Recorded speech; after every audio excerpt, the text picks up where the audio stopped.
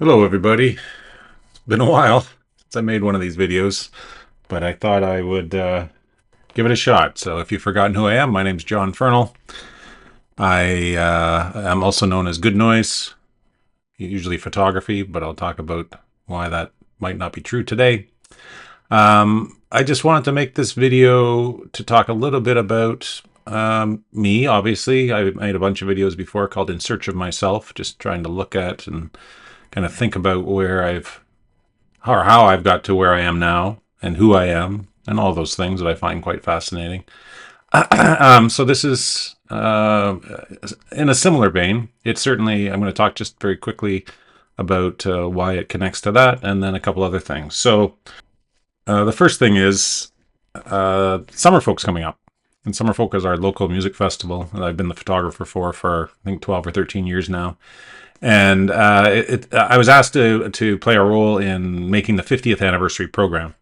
And the piece of writing that I did, that you'll, if you come to the festival and buy a program, will read, really became about how Summerfolk and festivals and music in general shaped me. My first festival was kind of 1992, 93, I think.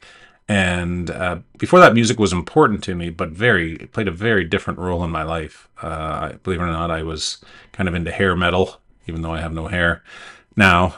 I did then. And Summerfolk was the first time that I was kind of introduced to local music and my local community in many ways. And yeah, without boring you with too many of the details, you can read those in the piece. Um, Looking back, it really did shape me in many ways, the way I look at the world. And I was reminded of that at the most recent Mariposa. So again, because I started shooting Summerfolk, working for Summerfolk about 5 or 6 years ago, I was also asked to come to Mariposa, and I've been shooting their festival since then as well. And going to a festival after doing it for many years is a little strange. I still really enjoy the festivals. They're super important to me. But there does come a point where I wonder if, usually on Saturday, and this year in particular, when it started to rain on Saturday, where it felt like, yeah, I don't know. Do I want to keep doing this? Do I enjoy it as much as I used to? Am I getting as much out of it? Do I just want to, attend as a paying customer and kind of sit and listen to the music? And then on this weekend, Sunday came around, and I was blown away. And I was reminded of really the importance of the festival itself, which is what I want to talk about today. Festivals in general. We've had a long history, my family, with festivals. We did start with Summerfolk. That was my first. But after Summerfolk, we got introduced to Hillside in Guelph, and it became our favorite for many years. We must have gone to about 10 or 15 of those in a row. Haven't been for a while there, but started going to Mariposa, and now usually we do Mariposa and Summerfolk. We've also done the Festival of Friends. We did the Ottawa Folk Festival many years ago. I'm not even sure if it's still running. And there are probably others. Oh, a couple festivals on Center Island that Broken Social Scene put on. So we've always loved the festival format. And yeah, so I get reminded of the importance of it. But this year in particular, it felt a little bit different. And the two things I want to talk about are, first of all, the fact that protest music, right? That there's a strong connection between folk music and protest music.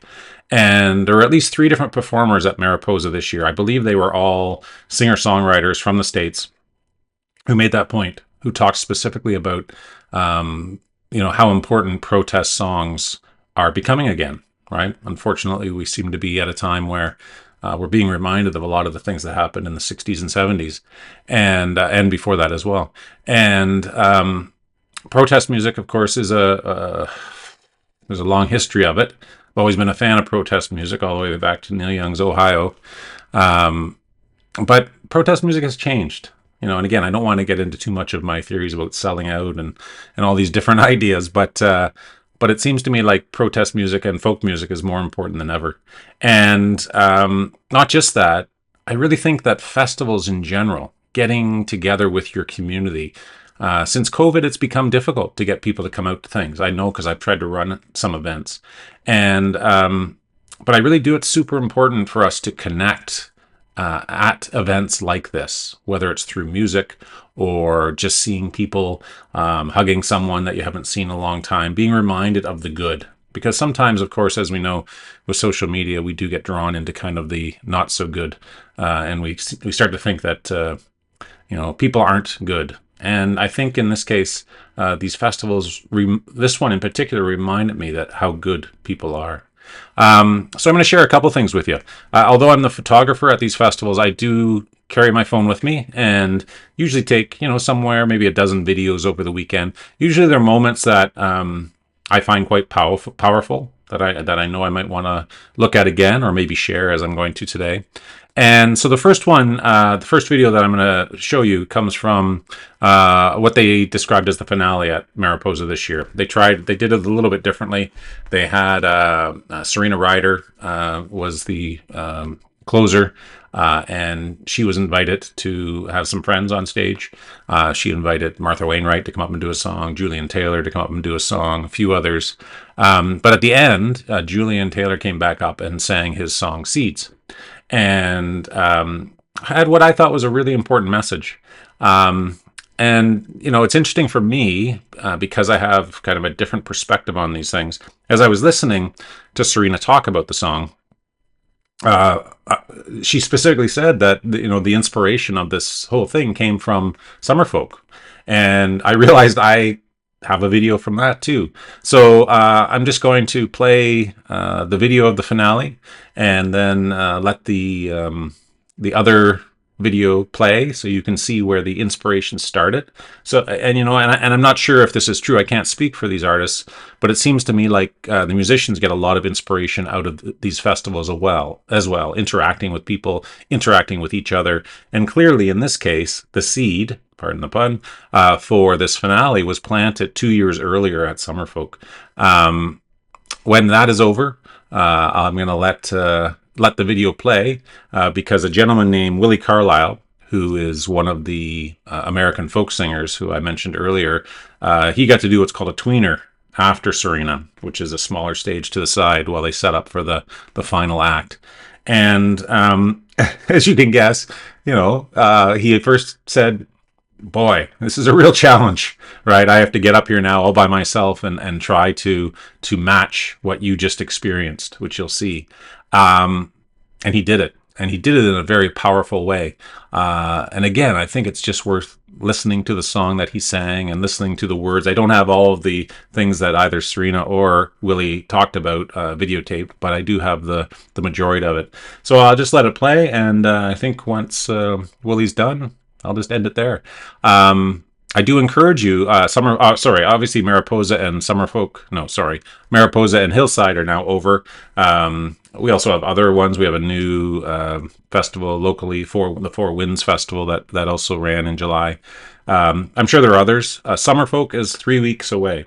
And if you haven't been to Summerfolk before, or if you've been and haven't been for a while, I strongly encourage you to come this year for the 50th anniversary. There is a free show Thursday night featuring a lot of local acts, but the weekend itself is quite magical. And yes, we did have some problems last year with rain. It does have the reputation of always being rainy.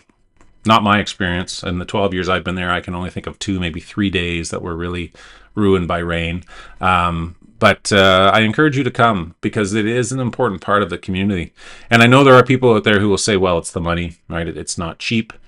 However, there are two things to think about. If you do go to concerts regularly, you probably know that just simply going to 1 2-hour concert now probably costs you at least what you'd pay for the entire weekend at Summerfolk.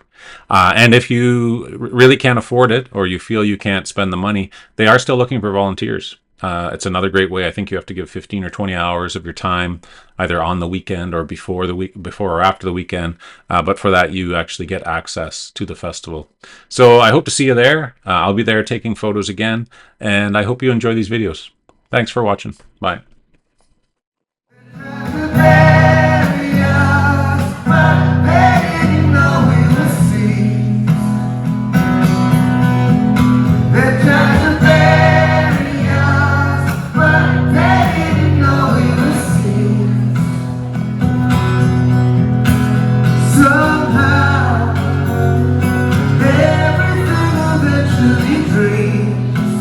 Someday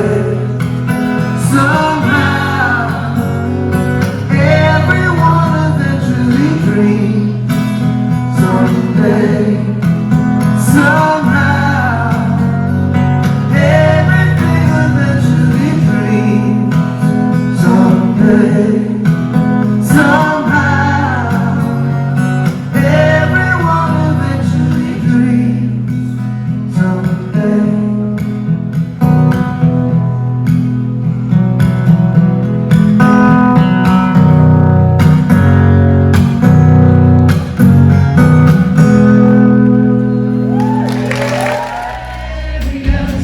But they didn't know we were seeds again.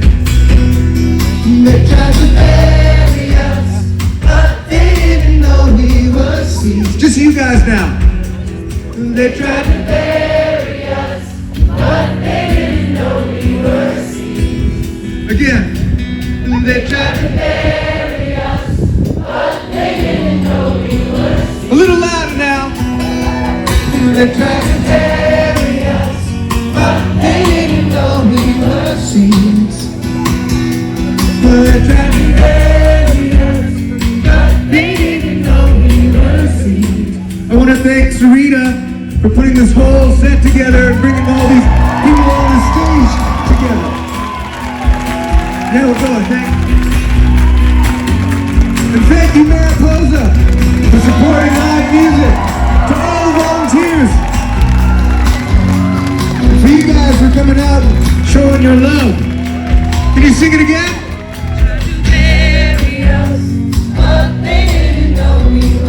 Really? They tried to bury us, but they didn't know we were seeds. Singing together is so important, so thank you for joining in and singing along with us tonight. No matter who you are, no matter where you're from, singing together is aligning the stars. And you are all stars. And we, collectively, are all seeds. All of us. In a world where there's so much division, one of the things that brings us all together is singing with one another. The wonderful thing about singing together is that we're all in it together, but we are all different even though we are the same. We all have choice. So you can choose to sing the same note that we're singing, and the word that they use to describe that is unity. But here's the catch. You can also choose to sing a completely different note than the one that we're singing. And the word that they use to describe that is harmony. So no matter what you do, we're in it together. We're the universe. We're singing one love song. Come on, everybody, sing it loud. We'd like to bring some friends up to hang out with us. Yeah, let's get everybody up on stage. All right, we're gonna sing together. They tried to bury us, but they didn't know we were. Hi, how's it going? They tried to bury us, but they didn't know we were sweet. They tried to bury us, but they didn't know we were sweet. Yeah.